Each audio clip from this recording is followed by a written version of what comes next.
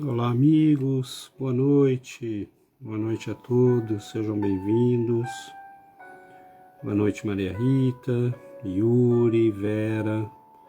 Boa noite a todos que estão se juntando a nós, Fátima. Alegria receber a todos, sejam muito bem-vindos. Dona Cida, um abraço carinhoso.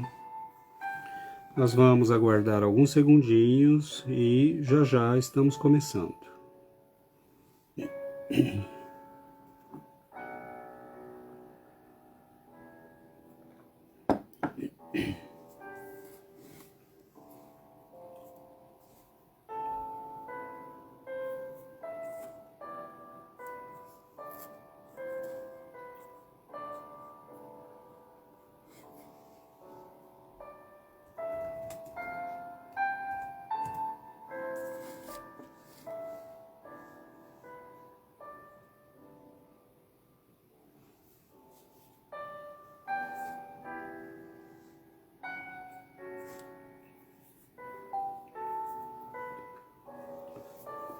Então, amigos, nós vamos iniciar as nossas atividades desta noite, pedindo a Jesus que nos envolva, que nos abençoe, que nestes momentos Ele possa nos enviar os nossos benfeitores espirituais, que eles possam nos envolver com carinho, que nós possamos receber nos nossos lares estas presenças de luz. Pedimos ao Senhor, então, que abençoe a nossa atividade desta noite, que Ele nos envolva a todos, que nossos benfeitores estejam conosco e que nós possamos aproveitar, sobretudo, estes momentos em que nos reunimos para aprofundar os nossos conhecimentos, para meditar nos conhecimentos da doutrina espírita. Então, que Jesus nos abençoe e nos ampare. Queridos amigos, nós temos certamente necessidade, muitas vezes as pessoas nos dizem, poxa vida, mas vocês parecem ser meio fanáticos, Vocês estudam o tempo todo, vocês leem o tempo todo, vocês acompanham palestras o tempo todo, estudos. Mas, na verdade, é muito pouco, Porque quantos séculos nós passamos perdidos por aí, longe das coisas nobres, longe das coisas da espiritualidade, preocupados com coisas secundárias.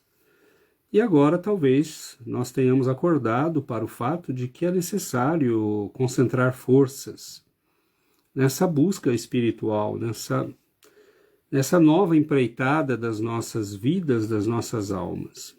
Então, nós hoje gostaríamos de fazer uma reflexão sobre como as obsessões se apresentaram, por exemplo, diante de Jesus ou na vida de Jesus e dos apóstolos. E nós sabemos muito bem que, vivendo neste momento, um período de pandemia, com o coronavírus, e vendo a preocupação das pessoas com as medidas de higiene, com as medidas de precaução, com a vacinação, nós sabemos muito bem que nós temos vivido uma pandemia que ela vem, às vezes, em ondas, que são as epidemias obsessivas. Elas se manifestam e têm se manifestado em todos os séculos da história humana, infelizmente. E as explicações, às vezes, são até bastante simples, Porque, como nos dizem André Luiz, Dona Marlene Nobre e outros benfeitores, muitas vezes as obsessões são simplesmente o fato de que, quando nós desencarnamos, principalmente nesses séculos todos em que não tínhamos notícias da espiritualidade, mas isso hoje, infelizmente, ainda é uma realidade, muitos de nós não temos a menor ideia do que está acontecendo. E quando nós nos deparamos com a nova condição em que estamos após a morte física, muitos de nós entramos em pânico e voltamos correndo para perto dos nossos entes queridos, dos nossos lares. Há uma imagem, né, que o Carlos Bacelli usou uma vez numa conferência que me chamou a atenção. É como se nós chegássemos na beira do mar, temos que atravessá-lo, né, ou de um grande rio, nós temos que atravessá-lo e nós não sabemos nadar, não nos preparamos para aquela travessia. Então isso é o que acontece muitas vezes conosco diante da nova realidade da vida. E muitos de nós nos amedrontamos e voltamos correndo, né, para o abrigo daquilo que nós conhecemos. E do outro lado tem alguém nos acenando, dizendo, venha, né, tenha coragem, faça a travessia, mas muitas vezes nós sequer vemos aqueles que estão do outro lado, porque nós simplesmente estamos cegos.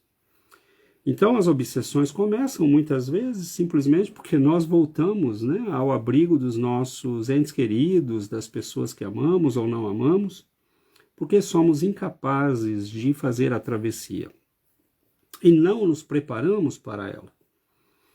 Então as obsessões, elas foram, né, é uma ocorrência normal e natural, porque é simplesmente a presença dos espíritos na nossa vida, mas a obsessão, aquilo que nós chamamos de obsessão, evidentemente tem uma conotação negativa, porque a presença dos espíritos nas nossas vidas não é necessariamente negativa. Os nossos benfeitores espirituais são nossos amigos, nos auxiliam, nos ajudam, respeitam o nosso livre-arbítrio, mas os nossos entes queridos, ou nem tanto, né?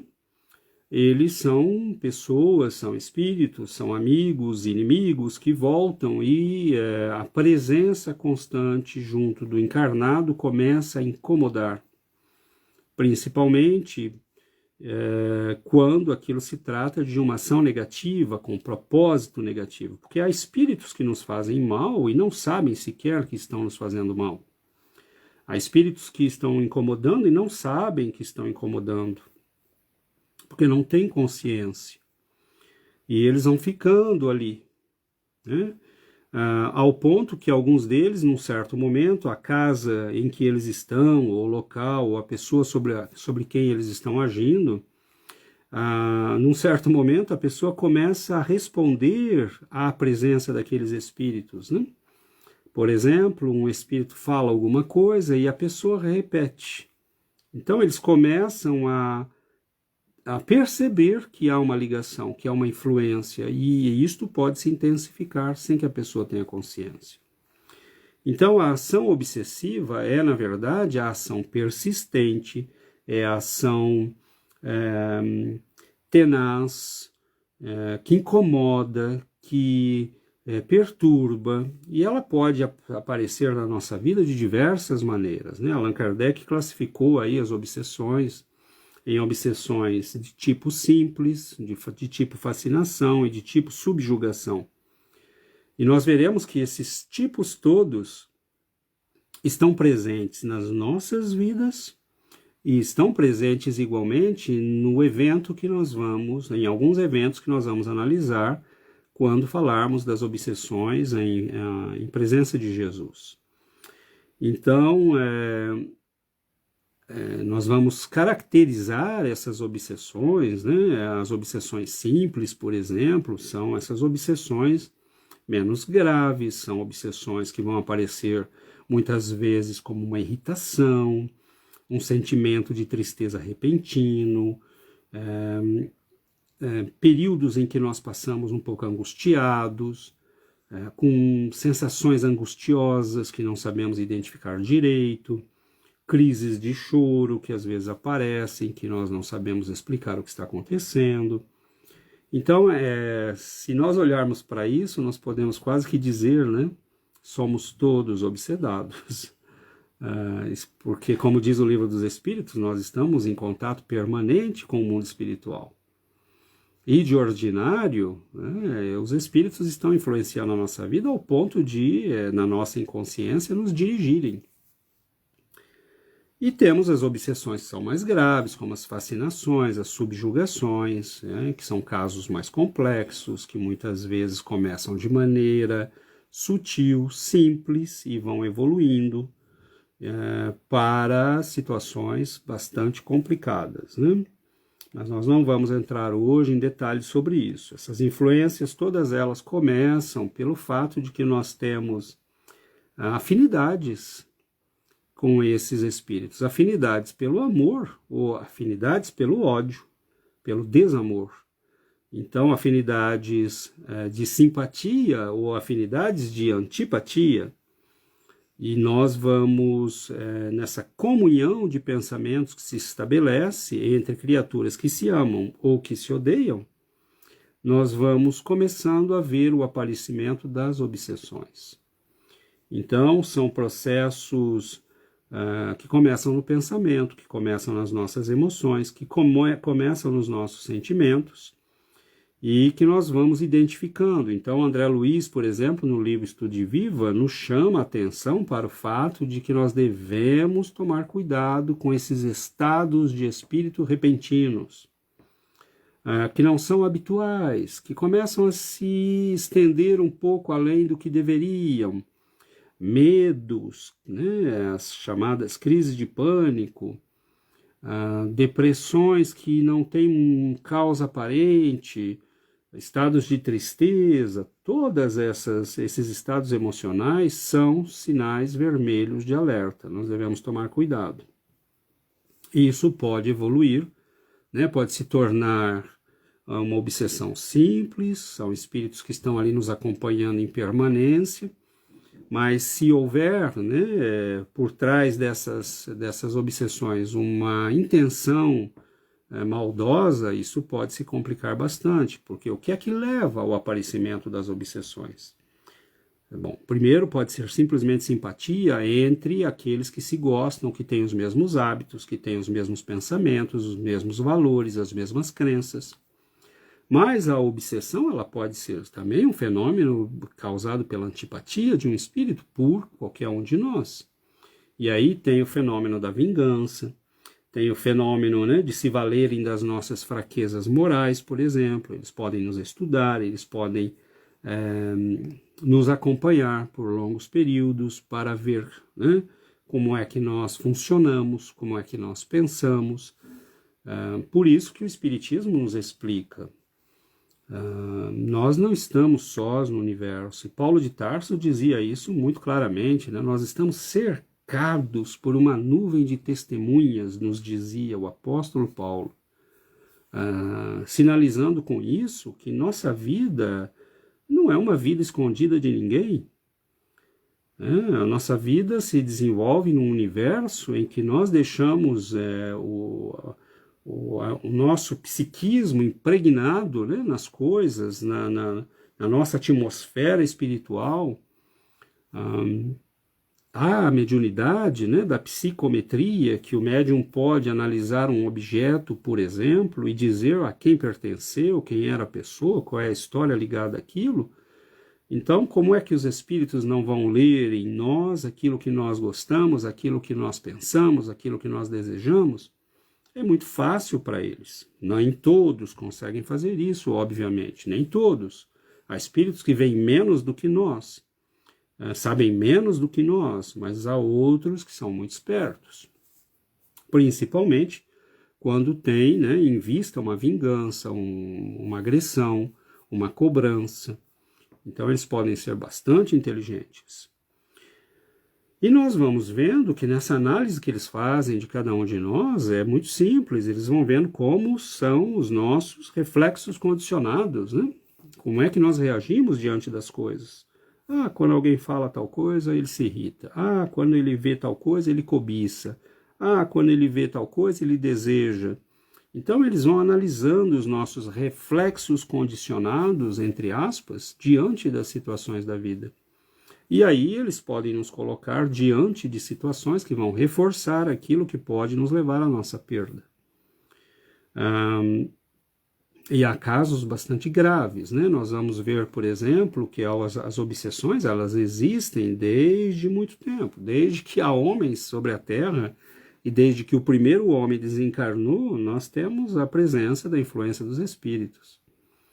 Então é algo que vem das épocas imemoriais da humanidade, né? Esse intercâmbio, esse comércio nosso com o mundo espiritual. E nós hoje, com a doutrina espírita, começamos a tomar consciência disso. É muito engraçado, né? Emmanuel nos lembra no livro Seara dos Médiuns que algumas pessoas dizem: esse negócio de obsessão começou com a doutrina espírita, hein? Isso não existia. Mas é só ver os processos, né, da história. Na Idade Média, né, as pessoas todas que muitas vezes foram queimadas porque estavam em contato com o plano espiritual, porque manifestavam através da mediunidade a presença dos espíritos, e que foram considerados bruxos e bruxas, nós vamos ver e vamos retornando, recuando no tempo, e nós vamos ver que as manifestações espirituais e a sua forma doentia, que são as obsessões, sempre estiveram presentes, né? Mas vamos analisar um período histórico em particular, um que nos interessa hoje em particular, que é a obsessão e a presença dos obsedados diante da passagem do Cristo, né? Nós temos, nesse caso, vários eventos, vários momentos em que Jesus vai estar de frente a irmãos e irmãs obsedados, e alguns de grande amplitude, de grande significação. E é muito bonito o texto de Emmanuel no livro Seara dos Médiuns, porque ele nos lembra, por exemplo, que Jesus vem à Terra num evento de grande beleza, de grande significação. A chegada do Cristo em Belém, né, na simplicidade de uma gruta, intencionalmente, né, porque ele poderia ter nascido num palácio, mas ele vai se esconder na simplicidade. Ele vai se esconder dos olhos de quem? Ele poderia ter nascido onde ele quisesse, mas por que Jesus se esconde numa gruta, numa noite fria, né, a noite mais importante da humanidade, aquela noite, a noite mais importante para todos nós? E ele vai se esconder dos olhos humanos, mas não só dos olhos humanos. Jesus vai se esconder dos olhos das potências, das trevas. E isso fica muito claro quando nós vemos, por exemplo, que pouco tempo após o seu nascimento, José e Maria são visitados por benfeitores espirituais, principalmente José, que havia assumido, né, a tarefa de cuidar daquela família, daquela pequena família, né, composta por Maria e seu filho. E ele é visitado em sonho e é advertido, né, fuja, né, levante-se no meio da noite. Ele é acordado pelos benfeitores espirituais. E eles dizem: pegue a mulher, pegue a criança e saia daqui imediatamente, porque Herodes quer matá-lo.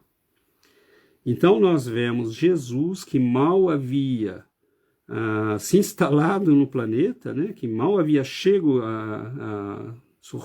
nesse planeta, e ele é imediatamente atacado pelas trevas. Herodes estava profundamente fascinado pelo poder. Tinha a ideia fixa de evitar que ele fosse derrubado e fosse tirado do poder. E aí aparecem alguns sábios dizendo: olha, nasceu hoje o Salvador de Israel. Nasceu nessa terra aquele que vai ser a salvação do povo. E ele vê nisso uma ameaça, porque tudo que pudesse, mesmo de longe, né, tirá-lo daquela situação de rei, de poderoso, era visto como uma ameaça. Ele mandou matar pessoas da própria família. Ele não hesitou em mandar matar pessoas da própria família.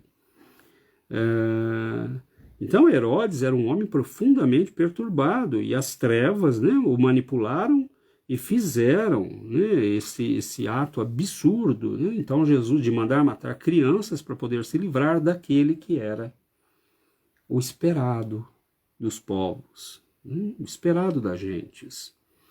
E é interessante que logo depois Jesus vai crescer em silêncio, né? No silêncio da carpintaria, no silêncio das orações, no silêncio das preparações. Ele vai aparecer algumas vezes, como quando tem 12 anos e discute com os sacerdotes em Jerusalém. Mas logo depois que ele é batizado por seu primo, João Batista, ele verá o próprio João Batista ser vítima de uma manipulação das trevas. Então, nós vemos ali a mulher poderosa que se sentia incomodada, né, pelas palestras, pelas falas de João Batista, chamando-a à moralidade, e ela usa, né, manipula a fascinação de Herodes Antipas. Aí já estamos falando do filho, né, de Herodes o Grande, aquele que manda matar Jesus quando criança. E ela utiliza a fascinação dele pela beleza de sua filha e usa a moça, né, numa jogada muito bem elaborada das trevas para colocar João Batista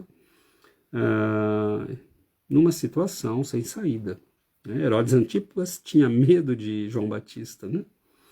Mas ele promete a filha de Salomé que você pode pedir o que quiser, né, que eu te darei. E a mãe, ela não sabe o que pedir, e a mãe diz, bom, peça a cabeça de João Batista.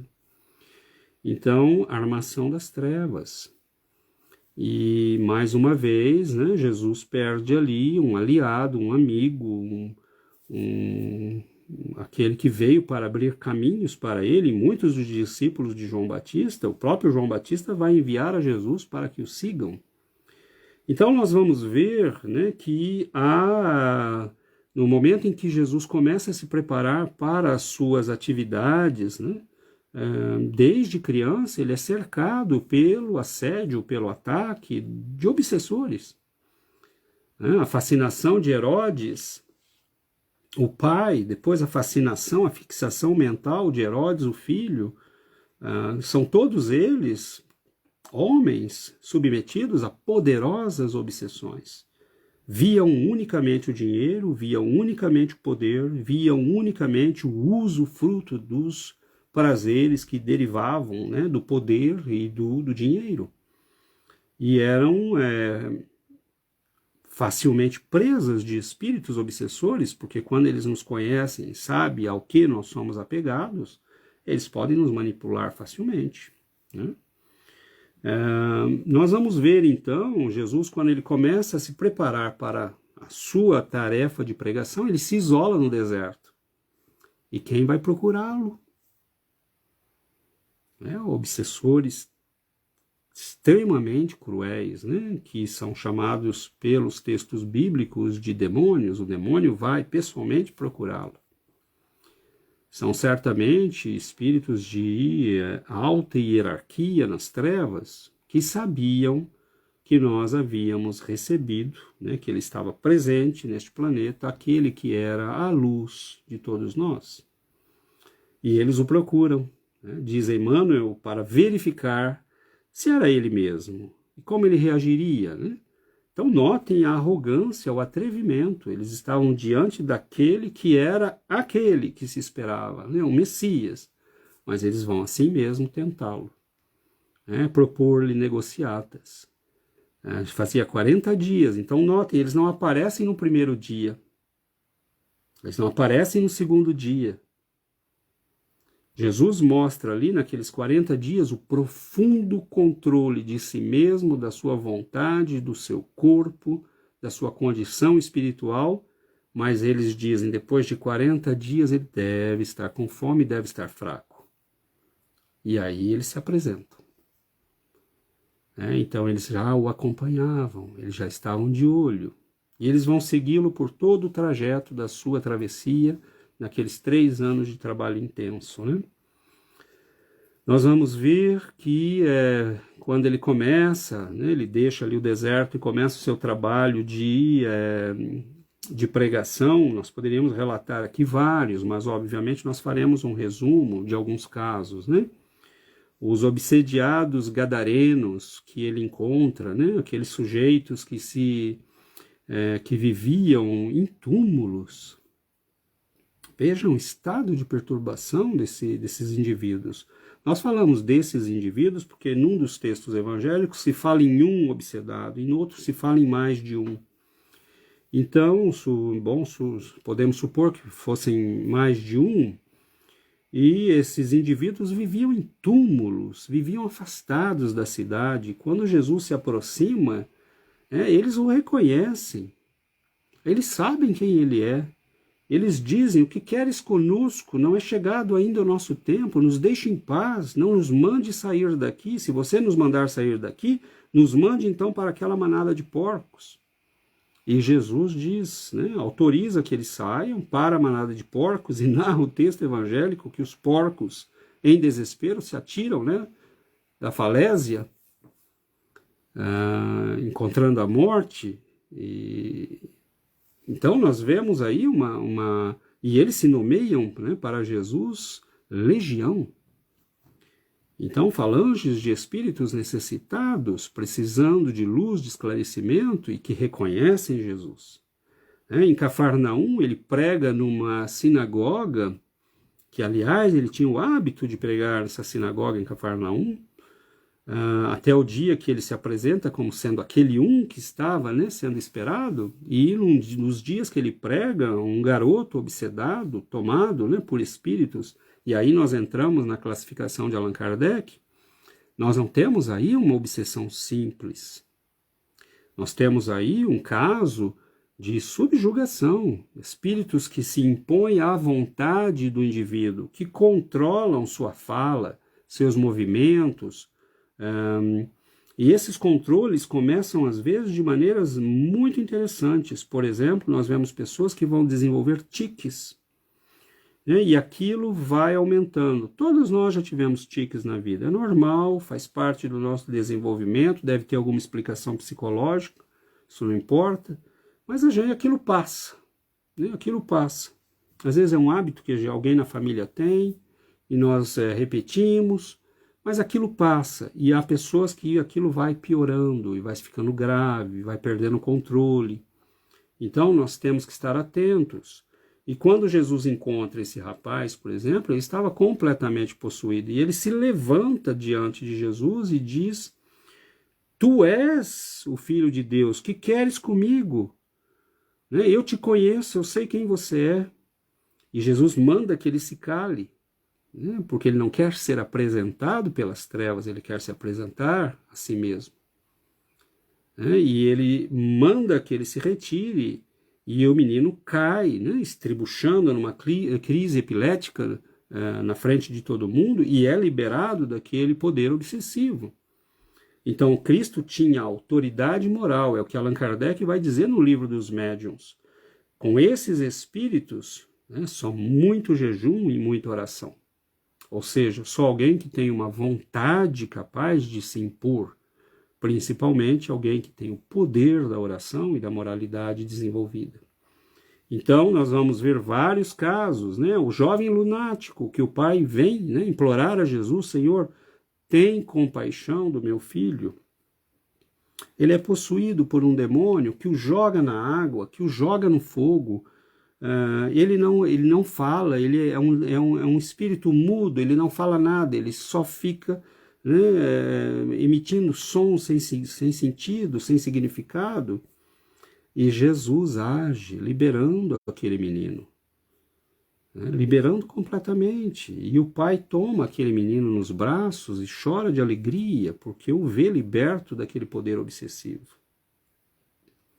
Jesus vai encontrar vários casos desse tipo. Nós lembramos a mulher cananeia, Ciro-fenícia, que se aproxima de Jesus, e a filha não está sequer presente. Ela pede que ele interceda pela filha, e ele diz a ela, depois de uma certa discussão entre eles e os discípulos e a mulher, alegando que, como assim, você é uma estrangeira e vem pedir ao mestre que interceda?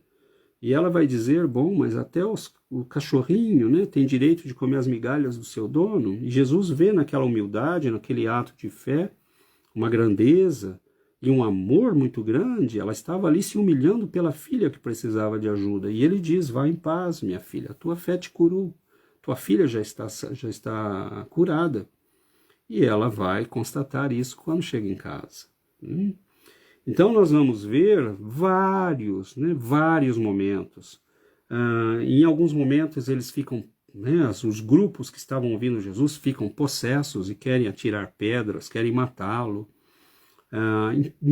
Os fariseus estavam o tempo todo cercando-o, vigiando-o, seguindo-o de perto para ver, identificar uma falta, uma fala. Então o Cristo estava constantemente lutando com obsessores, com obsessões, com possuídos, com espíritos fascinadores. E nós vamos ver aí uma série de eventos, mesmo com aqueles que eram próximos do Cristo. Se nós pegarmos, por exemplo, Judas Iscariotes, era alguém fascinado pelo poder, fascinado pela riqueza, fascinado pelo status de liderar. Então ele tem uma obsessão fulminante que vai levá-lo ao suicídio quando ele se dá conta da gravidade do que ele fez.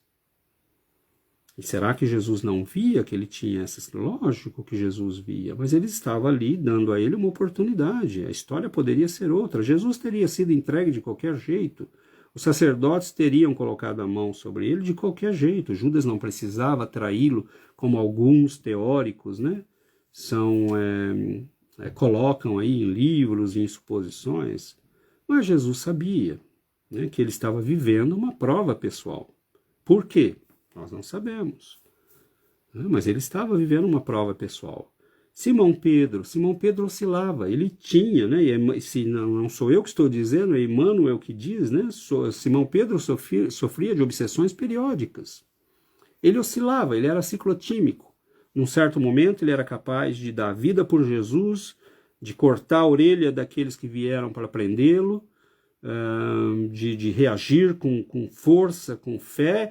Ele é o homem que sai da barca e caminha sobre o mar, o único que saiu. Se é você mesmo, Senhor, se és tu, dize que eu vá ter contigo sobre as águas. E ele diz a Simão, venha, Simão, e ele vai. Então é um homem corajoso, é um homem forte, um homem determinado, mas ao mesmo tempo ele tinha essas oscilações. Ele era afetado por momentos obsessivos, influências espirituais. Aí nós podemos ter, por exemplo, um caso de obsessão simples, que todos nós temos. Por que eles, os discípulos de Jesus, não teriam? Então, há momentos em que Jesus diz que vai ser sacrificado e ele diz, não, Senhor, nós temos que evitar isso, vamos fazer alguma coisa. E Jesus diz, você está falando, são as trevas que falam pela tua boca, Simão. E Simão fica chocado, mas é Jesus dizendo, olha, fique atento. Eu vim para isso, este é o meu trabalho, esta é a minha missão. Se você tenta me desviar disso, você está querendo que eu fale no meu trabalho. São as trevas falando pela tua boca. E ele entende. Então ele oscila, há momentos de oscilação em Simão Pedro. E que mostram claramente que há influências espirituais por trás daquilo. Nós vamos ver, por exemplo, Caifás, que manda prender Jesus, segundo Emmanuel, ele era completamente paranoico. Ele tinha medo de ser derrubado, ele tinha medo de qualquer tumulto que acontecesse, que tirasse ele do poder, porque naquela época era o governador romano que indicava o sumo sacerdote, mesmo contra a vontade dos próprios e contra a vontade do povo de Israel. Mas eram eles que indicavam quem era o sumo sacerdote. E nós temos ali Caifás, que era um homem, segundo Emmanuel, paranoico, como Herodes Antipas, ele morria de medo de perder o poder. O status de ser o sumo sacerdote de Israel. E ele via em qualquer movimento, em qualquer pessoa que falasse um pouco mais alto, uma ameaça. E é por isso que Jesus, para ele, ele mandou espiões o tempo todo para seguir Jesus, para confrontá-lo, para fazer perguntas. Havia momentos em que Jesus ficava cansado, tanto que quando ele sai para ir para a região da Ciro-Fenícia, Diz o texto que ele estava cansado, ele queria se afastar da Judéia, porque ele não aguentava mais a perseguição dos fariseus. Tanto que ele tenta passar despercebido na região, né, da Ciro-Fenícia, e, bom, como é que ele ia conseguir passar despercebido, né? A mulher o identifica e ela vai correndo pedir ajuda a ele. Então, são casos, né, que vão ser usados pelas trevas. A paranoia de Caifás vai ser usada contra Jesus. Porque os espíritos, identificando esse reflexo condicionado nele, de reagir com essa paranoia em relação a todo evento que pudesse tirá-lo do poder ou ameaçá-lo, eles vão usar isto para trazer Jesus ao sacrifício. E não é difícil, porque os espíritos nos conhecem, se aproximam, começam pelo pensamento a sugerir, né, aquilo que devemos fazer, como devemos reagir, e nós nos deixamos levar. Então nós falamos dessas pessoas, não é para julgá-las não, porque nós não teríamos feito provavelmente muito melhor que eles, talvez até tivéssemos feito pior. Diz Emmanuel no livro Seara dos Médiuns que Pilatos tinha crises de medo. Então Pilatos tinha crise de pânico. E quando Emmanuel escreve o livro Seara dos Médiuns, não havia ainda, né, a denominação crise de pânico. Então ele diz, ele tinha crises de medo. Mas hoje nós diríamos, ele tinha crise de pânico. Porque todos os governadores romanos eram nomeados pelo imperador. E todos eles eram vigiados, tinham espiões, tinham Públio Lentulus, né, Emmanuel, que estava ali na Judéia naquele momento, era alguém que enviava relatórios permanentes, né, para o imperador, para dizer, olha, está indo assim, está indo assado, Pilatos está fazendo isso, está fazendo aquilo. Eles sabiam que eram vigiados, né, e viviam, alguns caíam nessa paranoia, e Pilatos tinha crises de pânico. Então vejam bem, nós estamos lidando com alguém que certamente era influenciado espiritualmente, com toda certeza, né? E no dia da própria crucificação, nós temos uma multidão gritando para salvar Barrabás. Jesus havia curado, Jesus havia abençoado, Jesus havia libertado pessoas, Jesus havia feito cegos verem, né, paralíticos andarem, e eles gritam por um ladrão, por um revolucionário, por um assassino. Quem estava gritando ali? Eram pessoas lúcidas, que sabiam o que estavam fazendo? Ou eram pessoas influenciadas por forças das trevas? Então nós vemos, né, que Jesus, durante todo o seu percurso, durante todo o seu trabalho, durante todo o seu ministério, ele vai enfrentar as potências espirituais, ele vai enfrentar essas forças, né, que agem sobre todos nós. Ele as conhecia, ele sabia quem eram, né, essas forças não eram um problema, um mistério para ele as conhecia perfeitamente. Ele sabia com o que estava lidando. Então nós vamos ver que há pessoas que Jesus libertou e que talvez tenham recaído nas obsessões mais tarde, porque nós não temos a sequência da história. E por que eu falo isso? Porque nós podemos interferir em benefício de uma pessoa, mas se ela não fizer o trabalho por ela mesma, que ela tem que fazer de autolibertação, ela cairá novamente no processo obsessivo. Então nós temos que eliminar o foco, né? Nós temos que eliminar o problema. Nós podemos temporariamente afastar, né, as agressões, mas se o foco estiver ali, sempre aberto e funcionando, se a ferida estiver viva, as moscas vêm. Então nós temos a necessidade de curar realmente a ferida, e muitos não fazem esse trabalho. Simão Pedro se liberta da sua obsessão. Ele vira o condutor daquela nova geração de homens que estão instaurando na terra o Evangelho do Cristo. E nós não vamos vê-lo mais oscilar, né, até que ele dá a vida em sacrifício. Nós vamos ver Maria de Magdala, que era atormentada por espíritos obsessores. né, que a atormentavam e a deixavam em estado de prostração, de infelicidade profunda, de sofrimento psicológico muito agudo, mas ela vai ser libertada não por um ato do Cristo em favor dela, como ele fez com um menino, né, em Cafarnaum, ou como o possesso gadareno. Ela vai ser libertada porque Maria entende as palavras dele.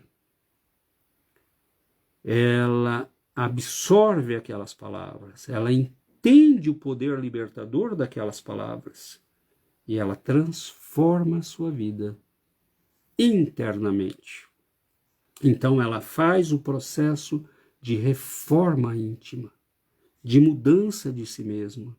Mateus, Levi, era um cobrador de impostos, Zaqueu também, homens ligados ao dinheiro, ao poder, à usura, e eles deixam tudo para seguir Jesus, compensam aqueles de quem haviam tirado inadequadamente, injustamente, e passam a servir ao Evangelho e ao Cristo. Então nós vemos que alguns foram libertados pelo poder do Cristo. Poder ativo, concreto, a vontade dele, a imposição moral dele. Mas se estes indivíduos não se deixaram tocar pela palavra do Cristo, pela mensagem do Cristo, eles provavelmente recaíram nas obsessões. Porque o foco não foi curado. Então, se aquele menino que foi liberto, né, pelo pai, né, que nós chamamos o menino lunático, que foi liberto diante do seu pai, pela intercessão e o pedido do pai dele, se ele foi liberto, mas se ele não viveu uma vida, né, que o colocasse numa nova rota de libertação espiritual, ele certamente foi, né, procurado novamente por esses obsessores.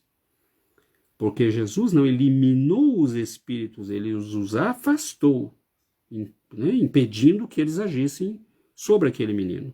E o poder dele era concreto, né, real. Aqueles espíritos não discutiram, eles se afastaram, porque eles sabiam que estavam falando com aquele que era o homem.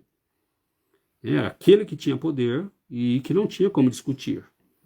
Mas eles acompanham de longe. Né? Se amanhã a gente volta a fazer as mesmas besteiras, eles, né, nos cercam. E é isso que acontece com muitos de nós. Nós vamos para o centro espírita, melhoramos, começamos a achar que aquela melhora é produto do nosso mérito, né, e não benefício da doutrina, dos benfeitores espirituais, da ajuda, né, dos nossos amigos espirituais, e aí nós começamos a relaxar a vigilância. Então aí nós podemos correr o risco de ser visitados novamente, né, por estes amigos do passado, que muitas vezes nós deixamos aí com os nossos erros, os nossos crimes, os nossos desacertos. Então é preciso essa vigilância constante, é preciso estar atento, né? E é preciso viver o processo de transformação íntima que o Cristo nos recomendava. Porque senão nós estaremos sempre entrando e reentrando nos processos obsessivos. Então nós vamos ver que nós não podemos cair naquele erro, né? Como Emmanuel diz num dos seus livros, no livro Agora é o Tempo, ele conta uma pequena historieta, né, dizendo que um discípulo no plano espiritual perguntou para o mestre, porque eles estavam falando, né, da dificuldade que é para lidar com o ser humano, como nós estamos sempre complicando as coisas, como nós estamos sempre em processos de sofrimento, teimosia. E aí ele pergunta para o mestre, por que isso? Né? Por que é tão difícil? E ele fala, olha, meu filho, vamos dar um exemplo concreto. Né? Aí eles entram numa casa e lá tem uma bela teia de aranha, né? Um canto, né? Bonita, e uma aranha lá no centro esperando as presas. E aí chega alguém e limpa, né, a teia de aranha e se sai, ele diz, então, vamos voltar amanhã. Eles voltam no dia seguinte e a mesma aranha está numa outra sala. Vem um rapaz, limpa, né, ela se esconde debaixo lá de uma mesa e quando eles voltam no dia seguinte, está lá uma outra teia feita, bonitinha. E aí ele diz, bom, você viu, né? Os homens lutam, sim, né, com grandes entraves para evoluir, para melhorar, mas a maioria dos homens, diz ele, né, vão agir quase sempre à maneira da aranha. Vem o espanador do sofrimento para chacoalhar a nossa vida, para nos tirar daqueles condicionamentos, né? E nós voltamos sempre e vamos refazer as mesmas teias, com os mesmos hábitos perigosos, usando o nosso livre-arbítrio, usando a nossa liberdade para criar problemas para nós mesmos. Então, enquanto nós não sofrermos o processo de transformação interna, que é mudarmos internamente, passarmos do homem vil, cruel, mau, para o homem bom, espiritualizado, né, do homem orgulhoso e egoísta, da criatura humana orgulhosa e egoísta, para a criatura humana, nobre, caridosa, generosa, nós estaremos sempre refazendo as mesmas teias de aranha. Né, porque nós queremos sempre as mesmas, nós queremos um mosquitinho que cai ali. E a nossa miséria moral é essa, né, viver em função de construir redes para pegar sempre as mesmas misérias. E é o que o benfeitor diz. Né? O sofrimento vem nos chacoalhar, mas nós criamos novos problemas para nós mesmos. Nós reconstruímos as mesmas redes de problemas porque nós não saímos, né, do nosso condicionamento. Então, sim, Maria de Magdala era atormentada por espíritos obsessores, mas quando ela conhece o Cristo, ela diz, chega, basta, acaba aqui. Será que eles insistiram? Claramente que insistiram. Eles insistem sempre. Agora, nós começamos a mudar, nós começamos a integrar o Evangelho na nossa vida, nós começamos a mudar as nossas atitudes, nós começamos a combater os nossos aspectos negativos. Os obsessores insistem por algum tempo. Eles não foram insistir com Jesus no deserto? Quem somos nós, né? Para que eles não insistam conosco de tempos em tempos. E no livro dos Espíritos está muito claro, né? Eles vão insistir conosco até que nós os cansemos. Mas eles vão ficar de olho, como o gato espreita um rato esperando uma ocasião propícia para agir novamente. Então orai e vigiai em todo tempo. Guardai a oração como um recurso precioso para se defender das perturbações e dos ataques. Os conselhos são muito claros, muito objetivos, se nós guardarmos a oração constante. Mas não adianta vir para a oração, ou integrar um grupo de oração e você vem para bater papo de comadre. Você tem que estar ali para orar, você tem que estar ali concentrado, entrando num estado de quem quer receber dos Espíritos. Não adianta se esconder no nosso quarto, falar agora eu vou orar, e aí você pensa no dia, pensa nas pessoas, no que viveu.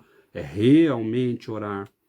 E uma das técnicas que nós temos que, além da oração, que nós temos que usar como recurso de proteção, é a técnica de estarmos fazendo o culto do Evangelho do lar nas nossas residências, no nosso lar.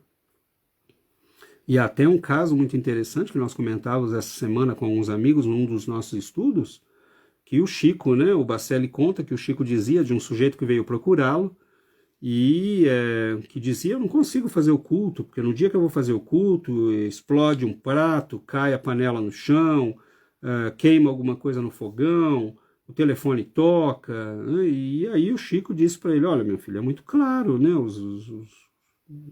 os teus amigos, entre aspas, do outro lado, não querem que você realize o culto. Agora, você no dia que você for fazer o culto, oficialmente, naquele horário, naquele dia da semana, você faça o que acontecer, aconteça, você faça o culto. E depois você faz nos outros 6 dias também, informalmente. Chama a família para orar, abre uma página, e fala, não tem obsessor que aguenta. Então, o que aqui ele está falando aí, esse abençoado professor de todos nós, que é Chico Xavier, o que Allan Kardec falou no Livro dos Espíritos. Quando nós os cansamos, eles se afastam. Agora, como é que a gente cansa um obsessor? Pela ação persistente, é preciso perseverar, é preciso continuar. Isso é muito interessante, porque nós vemos algumas pessoas dizerem, nós temos ouvido isso com uma certa regularidade, um pouco preocupante. Olha, César, ou enviam uma palavrinha para Giovana, que ajuda na coordenação dos estudos, do pessoal, dos grupos. Olha, está acontecendo muita coisa na minha vida, está muito complicado agora, então eu vou me afastar um tempo. Não! Né? É aí que não é para se afastar. É como você dizer, olha, eu estou doente, mas então, o vidro de analgésico está aqui, mas eu vou deixar ele longe de mim. Não tem sentido isso. Minha vida está muito conturbada, está muito complicada, mas são nesses momentos que nós temos que ir para a casa espírita, para o culto do evangelho, para o grupo de estudos. É aí que nós reforçamos o trabalho, porque é assim que nós cansamos aqueles que querem nos manter na mesma condição. E, infelizmente, meus irmãos, nós não podemos ter a ilusão de que há só criaturas boas no mundo. E muitos desses irmãos que nós deixamos no plano espiritual, alguns reencarnam conosco, né? Às vezes nós chamamos de pai, de mãe, de irmão, de marido, de esposa, de amigo. São sempre aquelas pessoas que são difíceis, problemáticas na nossa vida. Não quer dizer que não sejamos nós também os obsessores, né? Nós precisamos analisar bem a questão. Porque às vezes somos nós os difíceis. Mas seja como for, alguns vêm conosco, e isso é muito bom, porque aí nós estamos todos aqui. Agora, muitos não vieram conosco, ficaram do outro lado, né? E eles nos conhecem, eles sabem que nós não fomos flor que se cheire. Então, mas nós temos que começar a mostrar que não é mais assim, que nós mudamos, que nós estamos trabalhando sério, que nós estamos fazendo um trabalho sobre nós mesmos, que nós estamos combatendo as nossas más tendências, que no passado nos levaram a agredi-los, a feri-los, a machucá-los.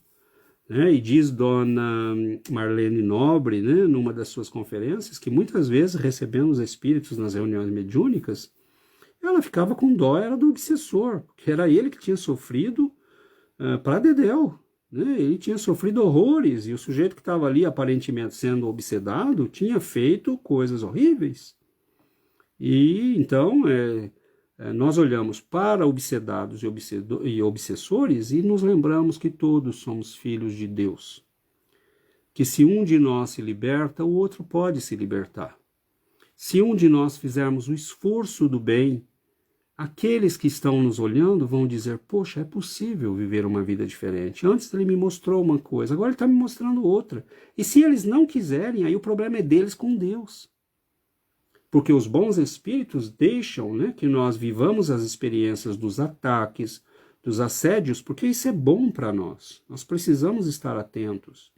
Nós precisamos não perder de vista a necessidade de oração, de vigilância, né, de estarmos atentos a tudo isso. E se nós ficamos muito confortáveis, é melhor tomar cuidado, né? Pessoas que estão no centro espírita há muito tempo, estão sempre muito confortáveis, não estão fazendo provavelmente o processo de reforma íntima, estão de corpo presente. Porque quem faz o processo de reforma íntima, quem se engaja, quem trabalha, quem se oferece para o trabalho, né, que seja o trabalho mediúnico, o trabalho do passe, o trabalho da caridade, da assistência social, né, seja lá qual for, essa pessoa às vezes vai sentir inconfortos. Jesus foi procurado por eles. Foi agredido por eles, tentaram eliminá-lo várias vezes.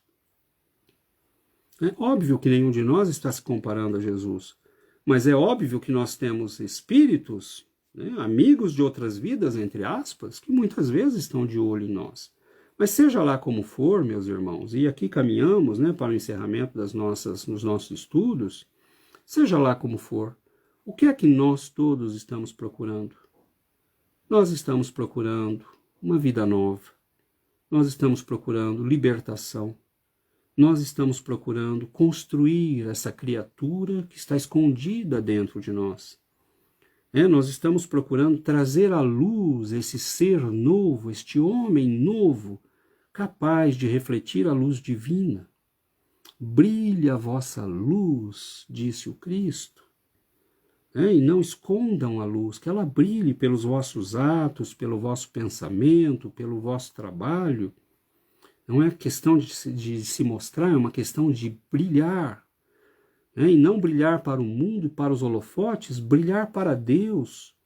ser uma luz na vida dos nossos semelhantes, mesmo daqueles que nos querem mal e nos agridem. Quer maior exemplo do que o Cristo? Quantas agressões, né? A tragédia da crucificação, né? É uma tragédia horrível. E ele diz: Pai, perdoa-os. Eles não sabem o que estão fazendo. E ele tinha razão. Mas agora, com o estudo da doutrina, com o conhecimento espírita, nós estamos conscientes do que estamos fazendo. E o nosso processo de libertação é um processo pessoal. É um compromisso pessoal nosso com Cristo, dizendo a Ele: Senhor, eu estou cansado de repetir os mesmos erros. Senhor, eu preciso achar um novo caminho. Me dê forças, me dê coragem para enfrentar os monstros que eu criei dentro de mim mesmo. E se eu não puder aniquilá-los, que eu os torne úteis e eu os transforme, porque esses monstros são as energias poderosas que nós acumulamos e guardamos dentro de nós, que se chamam paixões. Então vamos transformá-las, né? Como diz Allan Kardec no Livro dos Espíritos, paixões são como cavalos selvagens, que você não servem para nada, né? Se você deixar solto no pasto. Mas se nós formos capazes de domá-los, eles vão se tornar úteis. Então as nossas paixões têm nos colocado em problema, mas vamos nos libertar pelo trabalho cristão. E Chico Xavier recomendava isso, né? Meu irmão, obsessão, trabalho. Obsessão, prece e trabalho. Obsessão, prece, trabalho e estudo. Chico, o que é que nós devemos fazer? Prece, trabalho e estudo. Então nós vamos vendo que não tem receita mágica, é a receita da transformação. E há casos muito concretos, né? Aquela senhora que Chico visitava lá num arrebalde lá de Pedro Leopoldo, que era uma pessoa muito boa, muito carinhosa, cozinhava muito bem, o recebia muito bem, mas o marido e ela, conversando com o Chico, falaram: olha, não dá mais, ela tem crises, ela sai correndo pelo pasto, gritando, passa em cima dos espinhos, atravessa cercas, se machuca toda, né? Corre às vezes durante 1 hora e cai em algum lugar aí inconsciente. Nós não aguentamos mais isso. E era uma senhorinha boa, era uma senhorinha boa, carinhosa, uma boa cozinheira, né? E ela tem ali, né, aqueles repentes obsessivos, e o Chico diz: minha irmã, trabalhe, mas trabalhe até cair cansada de trabalhar. E ela começa a fazer isso. E no trabalho constante, no estudo, nas preces constantes, não havia mais porta de entrada para os obsessores. Então, nós temos aí uma série, né, de considerações a fazer. Vejo aqui, né, uma colega nos enviando uma questão. Nós não temos o hábito, né, de responder perguntas, mas nós podemos fazê-lo sem problema nenhum. Estamos num estudo, né? Mas nós podemos trazer isso, Graça, num outro momento, né, para explicar por que Jesus, né, ela está nos perguntando por que Jesus tinha que morrer crucificado, né? Mas uma resposta muito simples e rápida, Graça: você confiaria num professor de natação que nunca entra na piscina? Não, né? Então, quando Jesus nos diz: quem quiser, ele falou isso antes de ser crucificado, né? Quem quiser ser meu discípulo, tome a sua cruz e me siga. Porque ele tomou a dele, né? E Emmanuel nos explica que a cruz do Cristo era a cruz do exemplo. Ele não precisava morrer na cruz.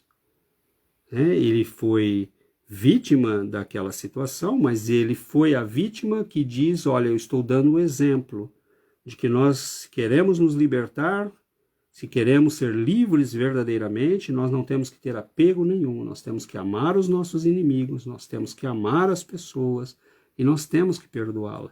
Mas se ele não tivesse sido vítima de nenhuma agressão, como é que nós acreditaríamos nele? Como é que nós saberíamos que ele é autêntico? ele seria como o professor de dança que nunca dançou, né? O professor de natação que nunca entrou na água.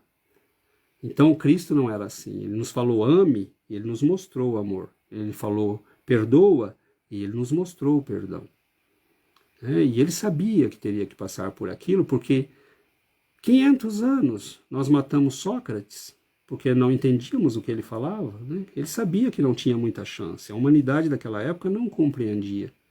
Ele morreu pela nossa ignorância, porque nós não éramos capazes de entendê-lo. E ele aceitou morrer dessa forma, porque é o preço que ele pagou para nos convencer. É uma tragédia tão grande, mas de um amor tão profundo por todos nós, que aquilo nos deixou claro, ele realmente me ama, realmente ele veio por mim, ele veio me buscar, ele veio me libertar, ele veio me tirar da prisão e ele aceitou pagar o preço do resgate.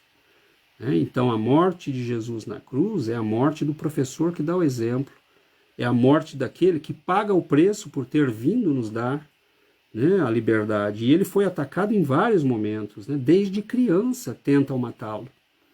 Mas ele dizia, ainda não é a minha hora. Em vários momentos, né, tentaram colocar as mãos sobre ele, em Cafarnaum, por exemplo, e ele diz, ainda não é chegada a minha hora.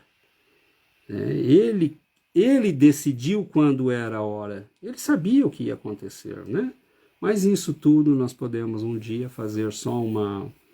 Espero que tenha ajudado já nessas reflexões, mas um dia nós poderíamos falar só desse tema, né? Uma boa sugestão aí. Te agradeço, Graça, pela pergunta.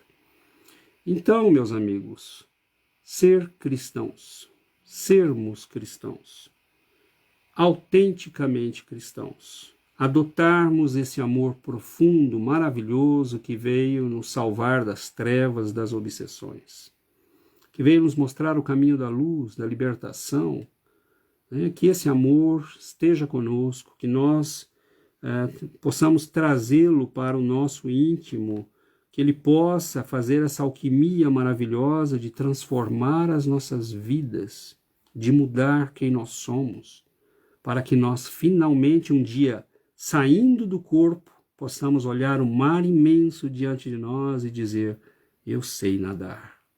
Eu estou preparado. E nos jogarmos nas águas, né, do pensamento divino e atravessarmos para essa nova fase da nossa evolução, mas na condição de espíritos livres, libertos, não mais prisioneiros dos velhos erros.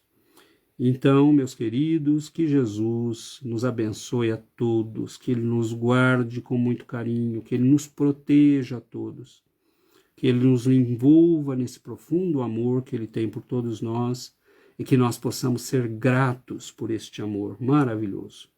Então, que Ele nos guarde, nos proteja e nos abençoe sempre. Fiquem com Deus e até a semana que vem, se Jesus e os benfeitores nos permitirem.